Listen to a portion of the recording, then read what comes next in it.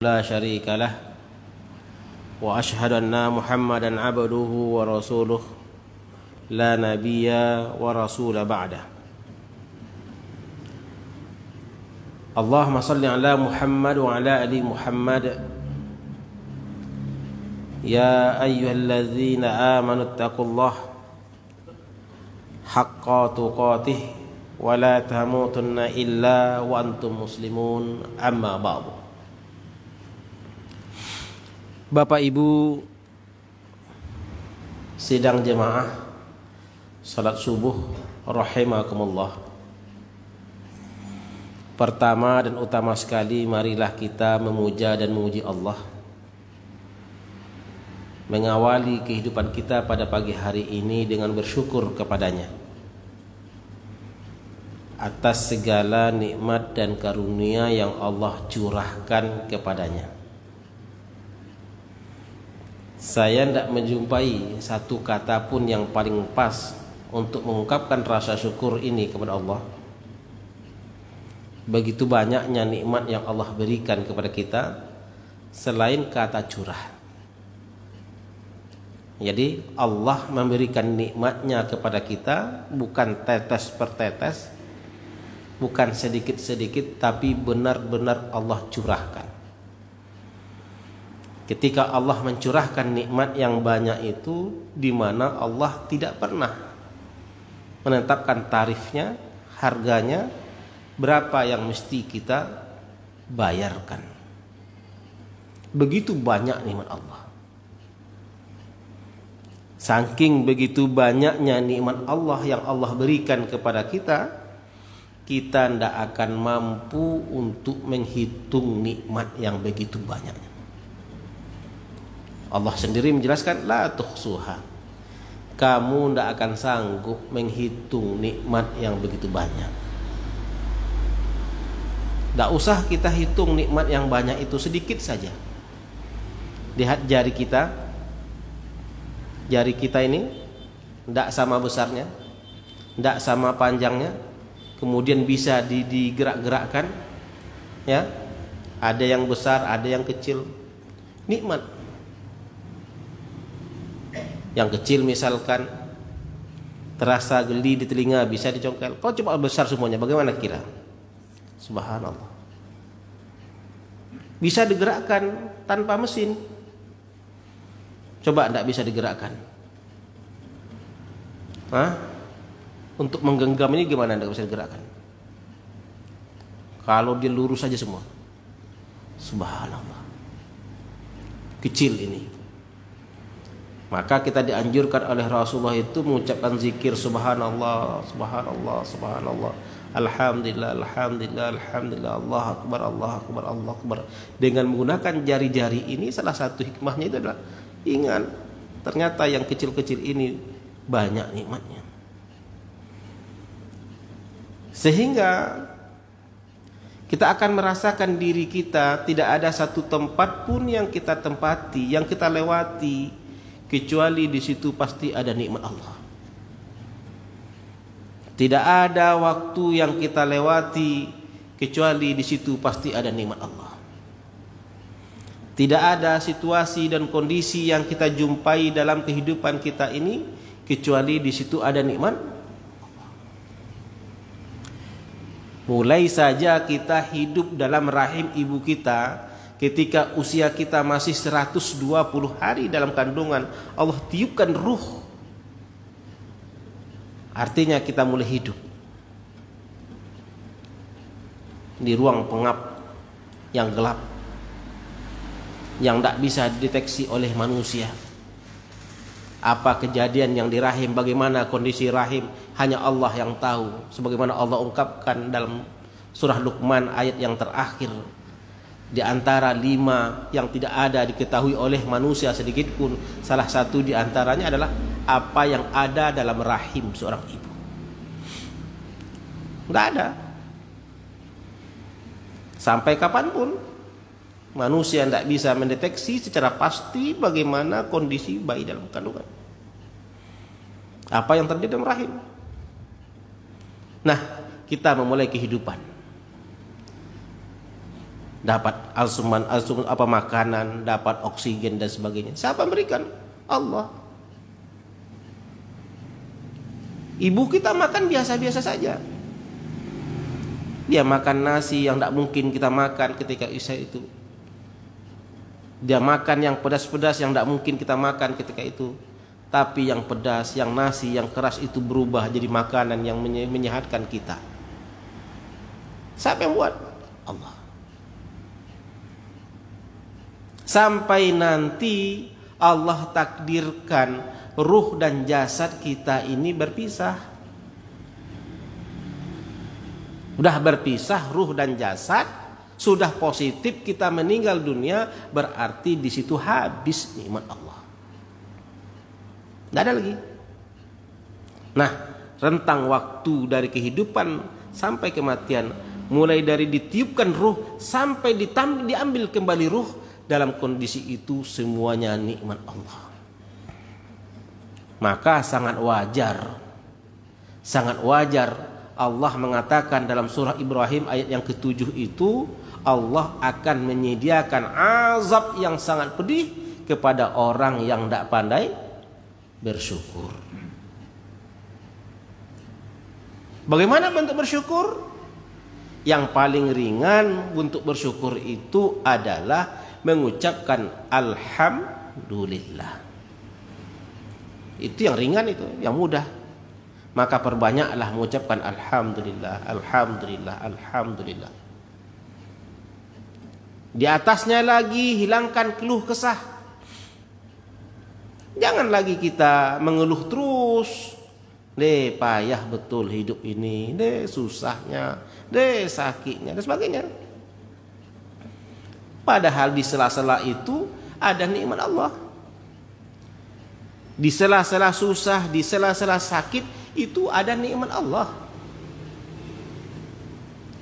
Sehingga salah seorang ulama pernah mengeluarkan sebuah ungkapan kalimat di hadapan para muridnya, saya tidak tahu mana yang lebih saya syukuri, sehat atau sakit. Kalau dilontarkan kepada kita, mana yang lebih kita syukuri, sehat atau sakit? Pak? Sehat. Sakit? Ada kita yang bersyukur ketika sakit? Tidak ada mungkin. Sehingga para muridnya ketika itu bertanya, ya Syekh, kalau sehat kami bersyukur, kami paham, kami mengerti. Tapi kalau sakit, apanya yang kami syukuri? Bekerja tidak bisa, ibadah tidak bisa dengan sempurna. Ya. Dalam sholat misalkan, ketika ruku disunahkan oleh Rasulullah, dianjurkan oleh Rasulullah ruku dengan sempurna, sehingga punggung kita ini rata-rata air.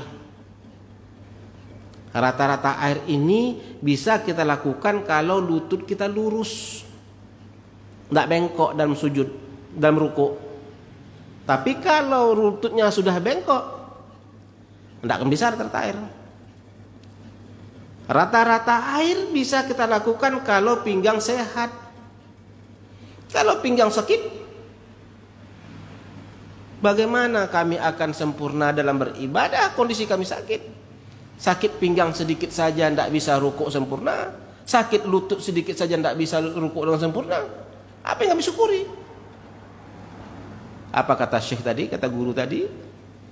Bukankah Rasulmu pernah mengatakan ketika sakit Allah bukakan pintu ampunan selebar-lebarnya? Bukankah Rasulmu pernah mengatakan ketika sakit doamu diijabah oleh Allah? Bukankah Rasulmu pernah menyampaikan ketika sakit dosamu akan berguguran? Apa yang lebih besar di atas dunia ini dibanding dari ampunan Allah? Apa yang besar? Ada tidak yang bisa mengalahkan nikmat ampunan Allah selain itu? Ada tidak? Kalau ditawarkan kepada kita seonggok emas tapi tidak mendapatkan ampunan, Kemudian atau kita pilih ampunan, tidak dapat emas. Mana kita pilih? Hah, Bu? Ditawarkan ke ibu segumpal emas, tapi tidak dapat ampunan Allah. Atau pilih ampunan Allah, tidak dapat emas. Mana kita pilih? Ampunan. Ini menandakan ampunan Allah di atas segalanya. Dari segi nikmat. Kenapa? Dengan ampunan Allah hidup mudah. Dengan ampunan Allah sakratul maut mudah. Dengan ampunan Allah pertanyaan dalam alam barzah mudah. Dengan ampunan Allah di mahsyar yang tak ada naungan akan mendapat naungan. Dengan ampunan Allah kita akan mudah melewati titian sirat. Kalau dengan emas bisa hidup ini tenang? Tidak. Gelisah yang ada. Jangankan lagi jumlah emas yang banyak, sedikit saja. Sudah mulai gelisah. Dipakai tidak aman, disimpan di rumah nanti takut kemalingan. Tapi kalau ampunan Allah, kemana-mana jalan menjadi mudah, menjadi lapang. Maka ketika sakit, jangan lagi mengeluh, tapi perbanyaklah istighfar. Astaghfirullahaladzim, astaghfirullahaladzim, astaghfirullahaladzim. Kenapa? Kita berharap dengan sakit Allah akan menggugurkan dosa-dosa kita. Maka ada di antara para sahabat itu, ya, kalau dia tidak sakit-sakit, gelisah dia. Apa Allah tidak sayang dengan saya ini? Wah, begitu. Kita gimana? Tidak sakit-sakit agak sebulan, pernah tidak ngeluh? Tidak pernah. Minta sakit pun tidak mau kita. Nah, begitu banyak nikmat Allah, maka syukurilah itu. Maka kita awali kehidupan kita dengan bersyukur kepada Allah Subhanahu wa taala.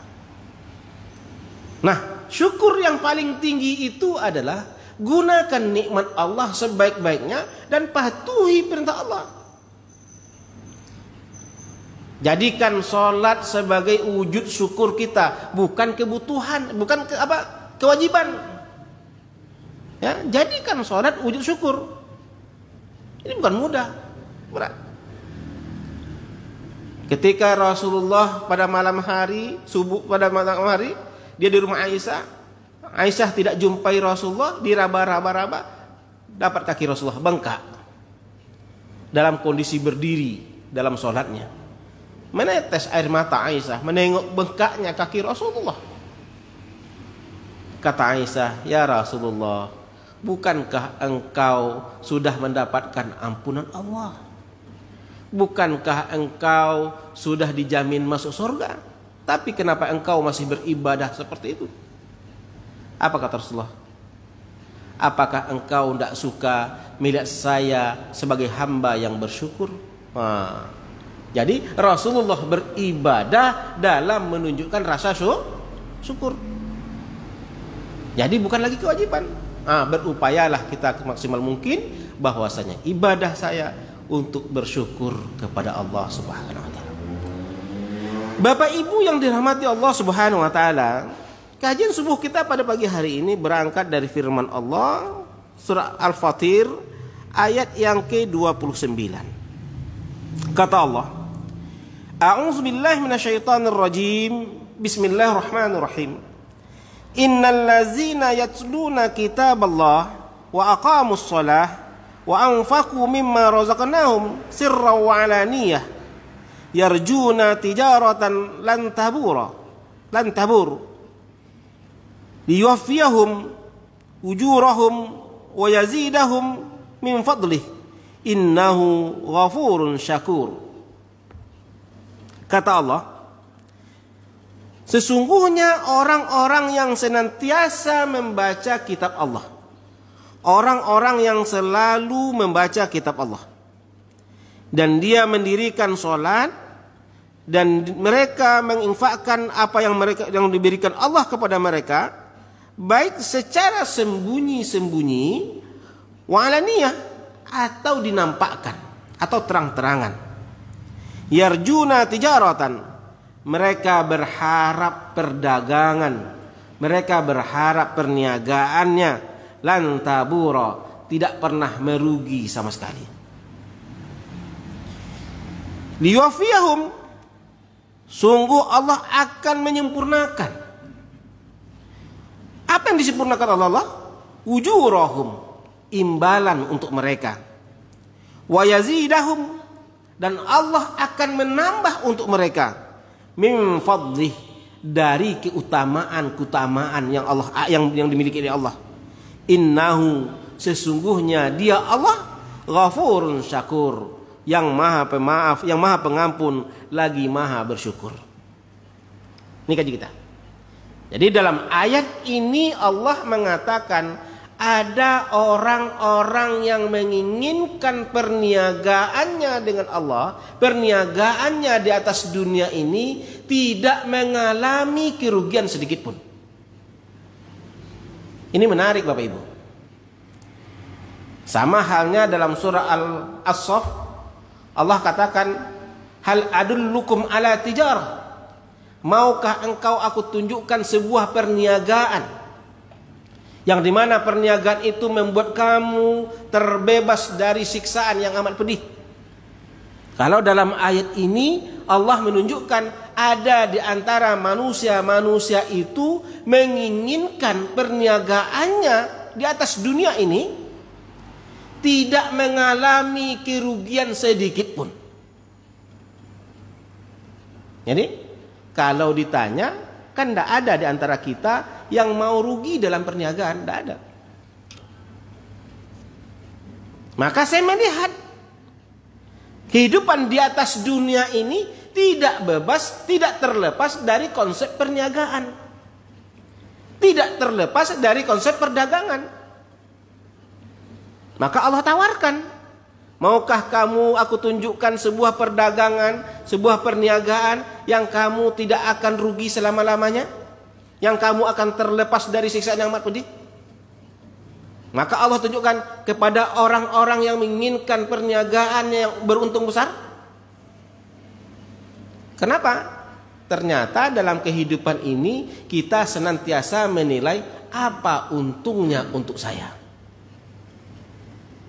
Kalau saya lakukan ini, untung untuk saya apa? Kalau ini yang saya perbuat, rugi saya seberapa? Kita selalu menilai untung dan rugi. Kenapa para pedagang mengejar waktu subuh? Karena mengharapkan keuntungan yang besar. Ya, sampai-sampai para pedagang itu banyak yang meninggalkan sholat berjamaah hanya dengan berharap mendapat keuntungan yang besar. Seakan-akan perniagaan yang mereka lakukan itu lebih besar untungnya daripada sholat yang mereka lakukan.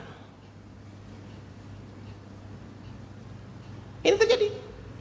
Kenapa orang sibuk berbisnis meninggalkan usaha dengan Allah? Kenapa orang sibuk berusaha meninggalkan ibadah kepada Allah? Karena mereka mengira kalau mereka sisihkan waktu untuk beribadah akan mengurangi keuntungan mereka. Kenapa orang enggan untuk bersedekah? Kenapa orang enggan untuk berzakat? Karena mereka berpikir ketika mengeluarkan untuk sedekah, mengeluarkan untuk zakat, hartanya akan berkurang, tidak akan bertambah.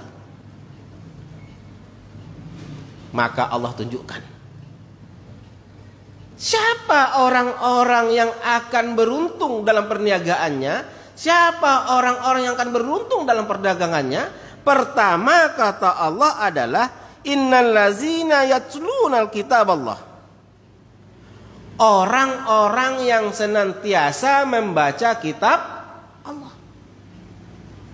Dalam ayat ini Allah menggunakan fi'il mudhari', yatluna. Fi'il mudhari' itu menunjukkan satu kejadian, satu peristiwa, satu perbuatan yang sedang kita lakukan hari ini dan seterusnya. Itu fi'il mudhari'. Ya, fi'il itu ada fi'il madhi, fi'il mudhari', fi'il amar. Nah, dalam kalimat ini Allah gunakan fi'il mudhari' artinya dari sekarang dan seterusnya. Dalam keadaan sekarang dan seterusnya. Artinya apa? Orang-orang yang menjaga informasi dari Allah, maka dia akan mendapat keberuntungan. Kenapa? Allah akan mengkhabarkan kepada mereka dengan melalui kitabnya apa yang mesti mereka lakukan, apa yang mesti mereka perbuat, apa yang mesti mereka tinggalkan, apa yang mesti mereka jauhi. Ini di antaranya Allah tunjukkan eksistensi kita sebagai manusia. Ngapain Allah ciptakan manusia? Maka dalam ayatnya kita jumpai setidaknya ada 3 hal tujuan Allah menciptakan manusia. Yang pertama, tujuan menciptakan manusia adalah menjadi khalifah.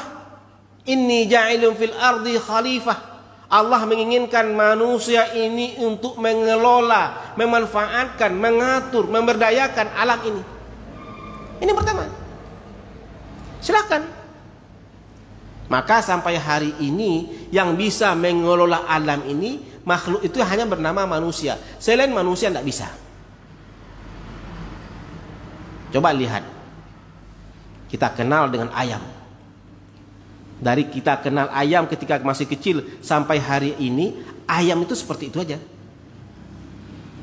Tidak pandai dia buat kandangnya sendiri. Ya, tidak pandai. Mesti dibuatkan kandangnya. Kalau tidak dibuat kandangnya, di mana dia tidur malam?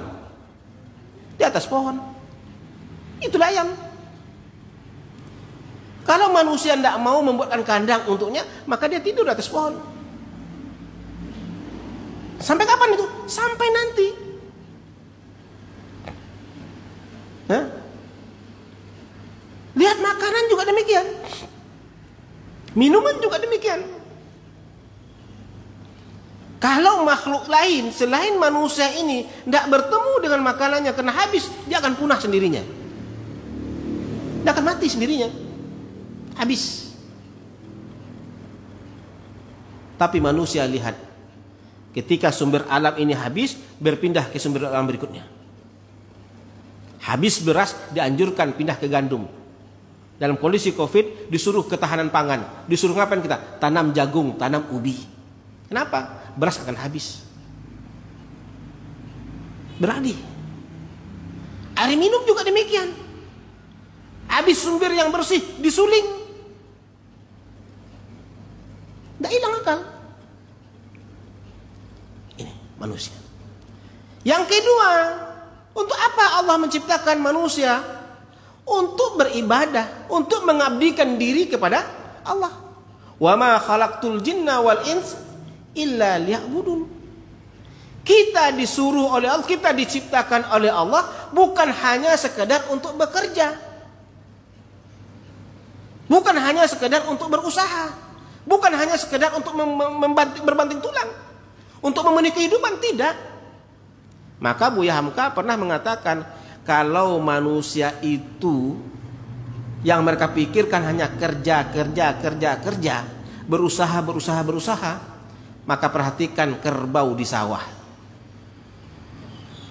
Kerbau di sawah ngapain dah? Bekerja. Tidak pernah berhenti.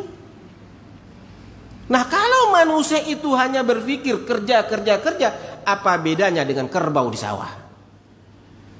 Tidak ada. Habis gitu saja.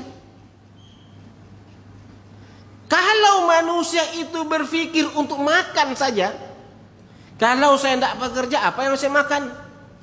Kalau saya tidak berusaha, apa yang saya makan? Lihat monyet dalam hutan. Mereka makan juga. Mencari makan juga. Kalau kita berpikir hanya untuk mencari makan, apa bedanya kita dengan monyet? Ada beda? Tidak ada. Kenyang mati, habis. Tapi sisi manusianya adalah beribadah. Bagaimana beribadah? Laksanakan apa yang diinginkan oleh Allah, itu ibadah. Lakukan yang baik-baik, itu ibadah. Maka sungguh kita sayangkan saudara-saudara kita yang sama jenis manusia, yang masih kita anggap manusia, menghabiskan waktunya untuk bekerja tapi lupa untuk beribadah.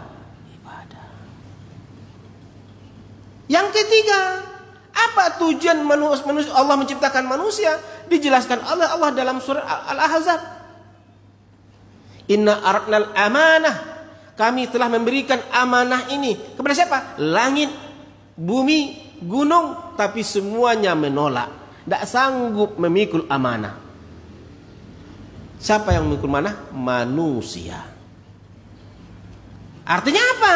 Kita hidup di atas dunia ini dalam rangka menjalankan amanah yang Allah titipkan kepada kita.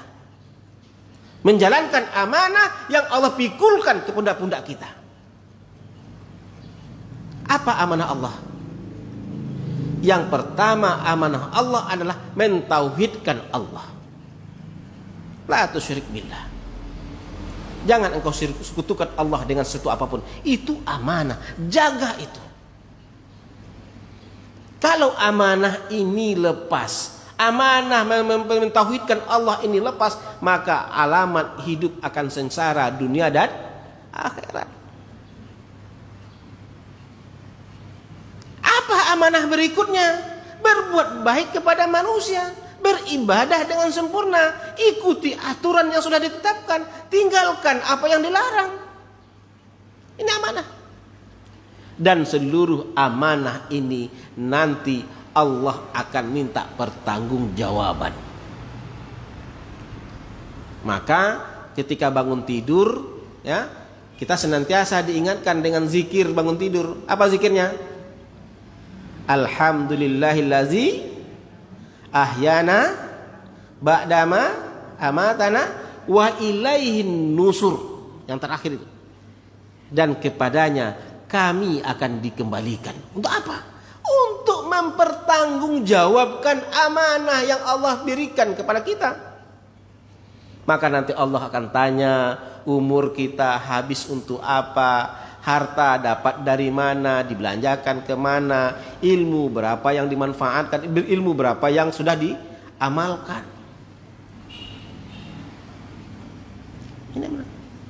Nah, dari mana kita mendapatkan ini? Yasluna kitab Allah, baca kitab Allah. Kalau kita jauh dari kitab Allah, tidak pernah membacanya, bagaimana kita bisa mendapat petunjuk seperti itu? Tak dapat.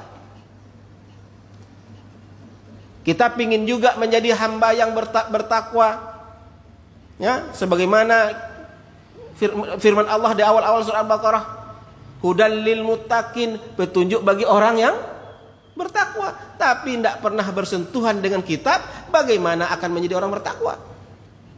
Yang pertama. Yang kedua, agar perniagaan kita dengan Allah mendapat keberuntungan yang luar biasa, wa aqamus shalah, dirikan salat. Dirikan salat. Mendirikan salat itu bagaimana? Lakukan sesuai dengan ketentuan yang ada. Mesti sesuai dengan SOP-nya, standar operasional salat tersebut. Kalau kita keluar dari ketentuan yang ada, maka dia tidak berlaku. Saya sering setiap pagi, setiap subuh itu termenung-menung. Kenapa azan subuh itu ditambah dengan kalimat as-salatu khairun minan naum. Salat itu lebih baik daripada tidur. Sepele kali kok tidur bandingannya. Kenapa kok tidur? Ternyata Bapak Ibu, tidur itu nikmat yang luar biasa. Ya, orang akan berani mengeluarkan kos biaya seberapapun asal dia bisa tidur. Kenapa ada penginapan yang mewah dengan fasilitas yang lengkap? Itu sebuah servis agar orang bisa tidurnya nyenyak. Mau tidak orang nyewa uang berduit menyewa rumah gubuk untuk tidurnya? Tidak mau.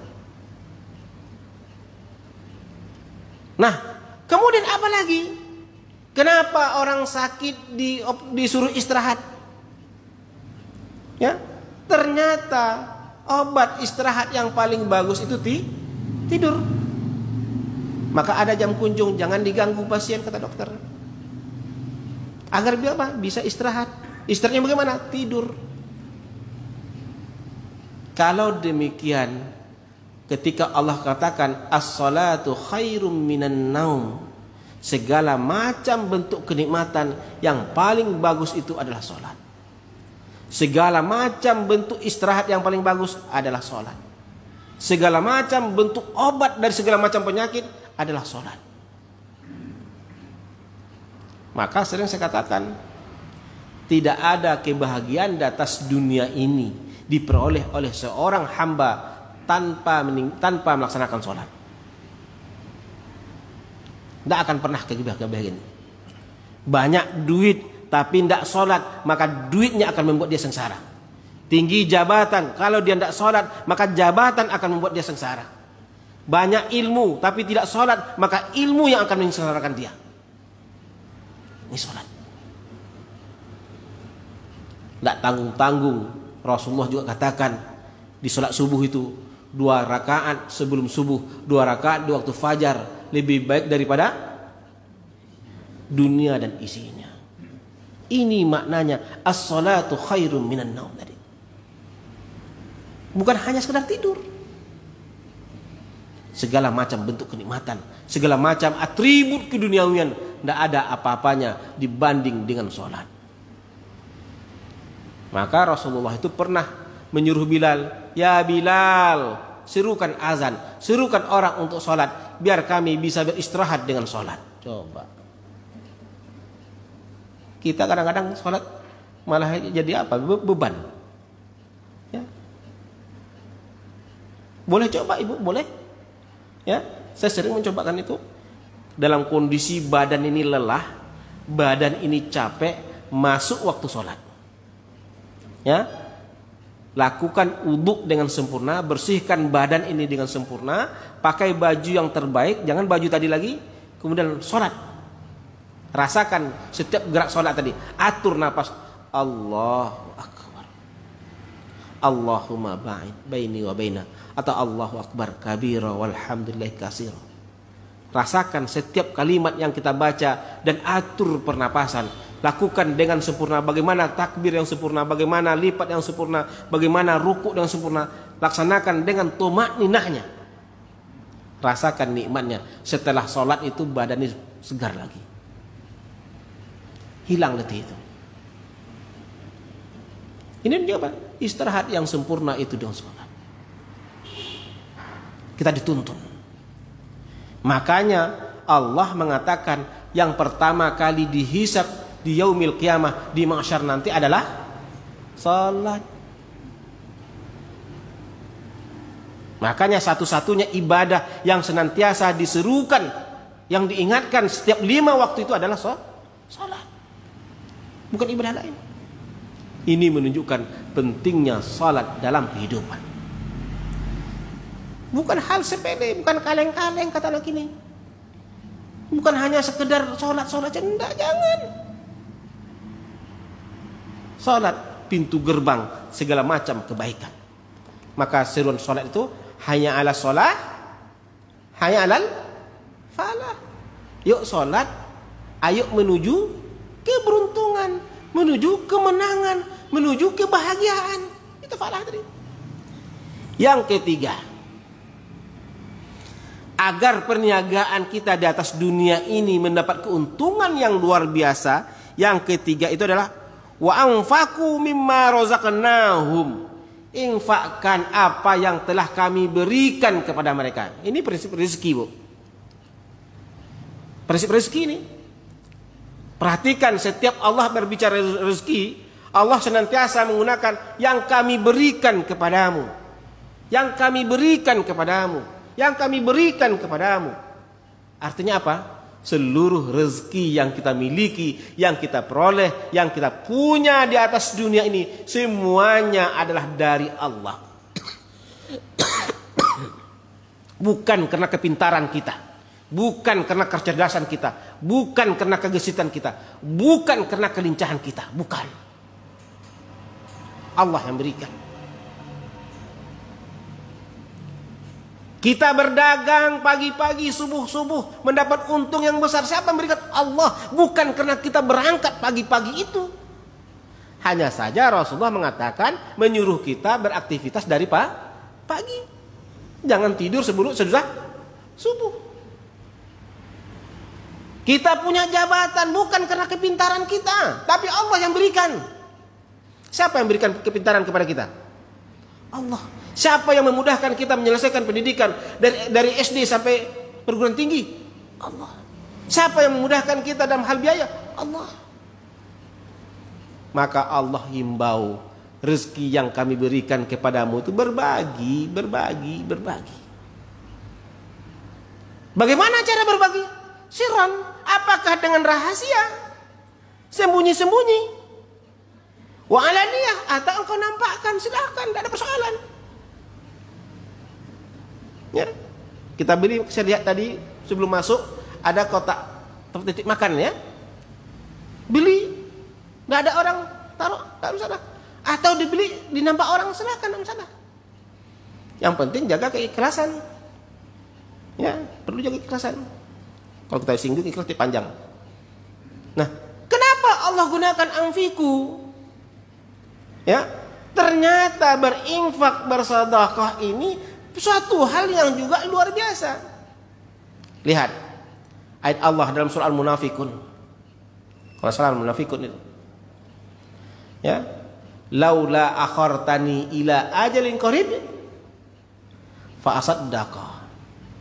Ketika kematian itu sudah di hadapan mata seseorang, ketika dia sudah mencium aroma malaikat maut, ketika dia sudah melihat malaikat maut, ketika orang lain tidak mencium dan melihatnya. Jadi ketika sebelum kematian itu, nanti kita akan mencium aroma malaikat maut. Tersentaklah badan ketika itu. Kagetlah badan ketika itu. Orang lain tidak mencium, orang lain tidak melihat, tapi yang akan mati itu melihat. Apa permintaan kita ketika itu? Laula akhartani ila ajalin qarib. Kalaulah bisa, tolong ditakhirkan, ditunda kematian itu, walaupun hanya sebentar.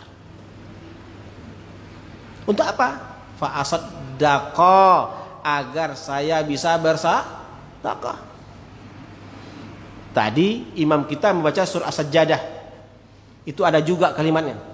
Rabbana absarna wa sami'na farji'na na'mal sholihan. Ya Tuhan kami sudah mendengarnya. Ya Tuhan kami sudah melihatnya. Apa yang mereka dengar? Apa yang mereka lihat? Dahsyatnya api neraka. Farji'na, kembalikan kami. Kemana kembalikan? Ke atas dunia ini. Untuk apa? Na'mal sholihan, agar kami bisa beramal soleh. Seluruh kalimat yang digunakan untuk minta kembali, minta ditunda kematian itu na'mal sholihan. Tapi khusus untuk sedekah Allah sebutkan fa asaddaqa, agar saya bisa bersedekah sebanyak-banyaknya. Maka kita dihimbau, dianjurkan untuk bersedekah setiap hari oleh Rasulullah. Walaupun sedikit tapi rutin, setiap hari. Jangan abaikan sedekah setiap hari itu. Kenapa? Kalau kita bersedekah setiap hari, berarti setiap hari kita mendapat doa malaikat kebaikan. Kalau hanya sekali sebulan lah malaikat mendoakan kebaikan. Ya. Kalau sekali sebulan, yang paling banyak itu doa malaikat yang menakutkan, yang membuat kita sengsara. Nah, ini ruginya kalau bersedekah itu sekali sebulan, apalagi sekali setahun. Nah, ini kata Allah, 3 hal. Ketika ini kita jaga, sudah suruh? Sudah? Berapa? 2 menit lagi? Nah, pas. Ya. Jadi, agar perniagaan kita di atas dunia ini mendapatkan keberuntungan yang luar biasa, lan tabura, yang tidak akan pernah rugi selama-lamanya, pertama selalu membaca pedoman. Ya, berinteraksi. Yang kedua, jaga komunikasi dengan Allah melalui salat. Yang ketiga, jaga hubungan dengan manusia melalui sedekah. Apa yang kita peroleh? Dijelaskan oleh Allah pada ayat berikutnya. Liwafihum ujurahum. Sungguh kata Allah. Ini yang katakan sungguh itu Allah. Sungguh akan aku sempurnakan, akan aku lengkapkan, akan aku penuhi. Apa yang akan dipenuhi? Ujurahum, balasan untuk mereka. Ya. Bagaimana melengkapinya? Yang sulit Allah mudahkan, yang sempit Allah lapangkan, yang kusut Allah selesaikan, yang keruh Allah jernihkan. Itu di atas dunia. Kalau kita lakukan yang 3 tadi, tidak ada persoalan yang berat, insya Allah jadi mudah. Kemudian apa lagi? Allah sempurnakan ketika syakaratul maut. Bagaimana Allah menyempurnakan ketika syakaratul maut? Allah mudahkan syakaratul maut kita sehingga kita bisa mengucapkan kalimat la ilaha illallah. Ketika syakaratul maut, Bapak Ibu, tidak ada yang kita minta yang lain kecuali satu itu saja.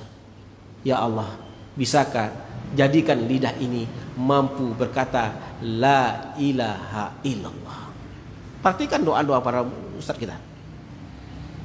Ya Allah, jadikan kalimat terakhir kami kalimat la ilaha illallah Muhammad Rasulullah. Tidak emas yang kita minta. Ini Allah sempurnakan. Kemudian bagaimana Allah sempurnakan? Ketika di alam barzah, ketika dibangunkan kita ditanya, "Man rabbuk?" Siapa Tuhanmu? "Ma hadza kitabuk?" Apa kitab ini? "Man nabiyyuk?" Allah akan mudahkan. Walaupun dalam surah Yasin itu Allah katakan, "Al-yauma nakhtimuna ala afwahihim wa tukallimuna aydihim wa tashhaduna arjuluhum." Pada hari itu, pada hari ini kata Allah, kami kunci mulut mereka, yang berkata tangan, yang menjadi saksi kaki, ya, bima kanu yaksibun, sesuai dengan apa yang kamu lakukan. Allah lengkapkan, tangan ini akan berkata dengan baik dan benar, saksi akan bersaksi dengan baik dan benar. Apakah ini saja yang dapat? Tidak. Yang kedua, Allah katakan yang imbalan yang kita dapat adalah wa yazidahum min fadlih. Allah akan tambah keutamaannya, Allah akan tambah nikmatnya, Allah akan tambah karunia-Nya kepada kita. Maka dengan membaca kitab, dengan salat, dengan sedekah, kita tidak akan miskin, kita tidak akan susah. Maka Allah kayakan kita dengan itu. Kaya dan miskin itu sebenarnya adalah batiniah saja, cara berpikir saja. Ketika kita merasa harta yang banyak ini kurang, maka ketika itu kita miskin. Ketika harta yang sedikit mampu kita bersedekah, maka ketika itu kita kaya. Maka beda kaya dengan miskin itu sangat tipis. Bukan banyak atau sedikitnya harta, tapi seberapa kuat kita untuk beribadah, itu orang yang kaya. Seberapa beraninya kita bersedekah, itu orang kaya. Tapi semakin kita irit untuk bersedekah, irit untuk berbagi, maka ketika itu kita miskin.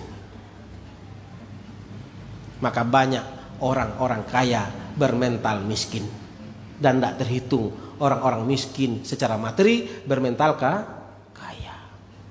Maka beruntunglah kita, orang secara harta tidak berlebihan, tapi mentalitas kita mentalitas kaya. Kemudian Allah katakan, innahu ghafurun, sesungguhnya dialah maha pengampun, lagi maha bersyukur. Ini aneh.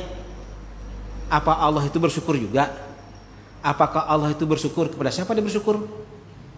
Ya, maka maknanya di sini yang tersirat adalah syakuran itu Allah akan membalas kembali kebaikan dengan kebaikan. Jadi ketika Allah syakur tadi, tahu terima kasih dia. Kan itu yang bersyukur. Allah tahu hamba yang patuh, hamba yang taat, maka Allah berikan kemudahan kepadanya. Ini maknanya ghafurun syakur, yang maha pengampun lagi maha bersyukur tadi. Maka ketika kita perhatikan hak-hak Allah, maka Allah tidak akan pernah mengabaikan kita, insya Allah. Demikian saja. Sudah ya? Sudah? Pas kan? Sudah lewat? Sekira demikian ya. Mohon maaf tidak ada tanya jawab pada pagi hari ini ya. Dan sebelum saya tutup, saya sampaikan salam dari Ustadz Saidul Amin. Ya tadi di awal lupa saya tadi. Saidul Amin menelpon saya tadi malam sekitar jam 10 lewat. Waduh. Saya lagi di rumah orang tua di Rumbai. Tolong. Tidak bisa nih Bang, saya manggil dia Abang. Tidak bisa nih Bang, saya di Rumbai. Belum pulang lagi, rumah saya di Panam. Saya ke Rumbai itu sama orang tua itu kalau tidak malam Jumat, malam Ahad. Itu jadwal saya datang ke Rumbai berjumpa dengan orang tua. Tolong betul. Nah, tapi dia tidak menyebutkan apa kesulitannya, hanya beliau menitipkan salam, maaf tidak bisa hadir. Bisa dimaafkan Bu? Pak? Alhamdulillah. Demikian saja kita tutup dengan kafaratul majlis. Subhanakallahumma wa bihamdika asyhadu an la ilaha illa anta astaghfiruka wa atubu ilaik. Wassalamualaikum warahmatullahi wabarakatuh.